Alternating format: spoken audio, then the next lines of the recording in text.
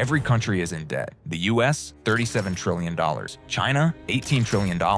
Europe, drowning in loans. But wait, if everyone owes money, who's getting paid? We often think debt is simple. One country borrows, another lends, like the US owes China. But it's not that straightforward. The US borrows by selling bonds. China buys some, so it's lending to the US. But American banks also buy Chinese bonds. So now both countries owe each other. And it's not just them. Europe, Japan, and others are doing the same. Everyone is borrowing. Everyone is lending. Debt isn't new. It's older than money itself. Long ago, people didn't use coins or banks. If you needed grain in the spring, your neighbor gave you some, and you paid them back after harvest. No contracts, no interest. Just trust. But kings needed more than grain. They needed armies, ships, roads, so they started borrowing from many people at once. They sold paper promises called bonds. I'll pay you later with a little extra. That's when debt changed. It went from a personal promise to a tool for building nations. So who's lending all this money? A lot of people think it's just other countries, but the answer is much closer to home. When a government needs money, it sells bonds. And who buys them?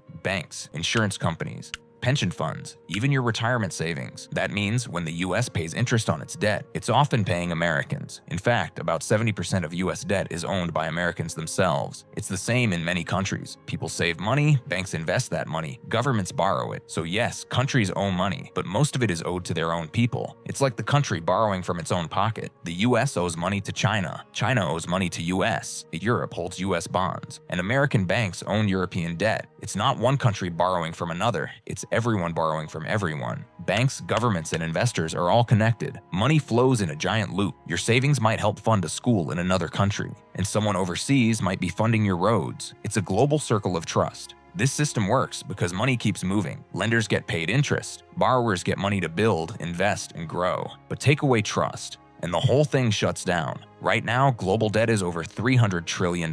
That's more than 3 times what the world earns in a year. Hard to imagine? If you stacked $1 bills to match that amount, the pile would reach the moon and back more than a dozen times. That's how massive this system is. And yet, it works. Because people still trust it, because money keeps flowing. Debt, for all its size, is just a tool, a way to move money from where it's sitting to where it's needed most. So, what if we stop borrowing? What if everyone decided, oh, no more debt, we're done? At first, it might sound like a good idea. No debt means no interest, right? But here's the problem. Without debt, governments can't pay for schools, roads, or hospitals. Businesses can't grow. People can't buy homes or start new projects. The economy slows down. Jobs disappear. Progress stops. Debt is what keeps things moving. But is more debt always better? Not really. Too little debt means nothing gets built, but too much debt without a plan can lead to crisis. It's about balance. The right amount of debt can grow an economy. Too much can overload it. So the question isn't, is debt good or bad? The real question is, are we using it wisely? Because debt isn't just about money. It's about what that money builds. And if it builds schools, jobs, and better lives, then maybe debt isn't the problem. It's part of the solution.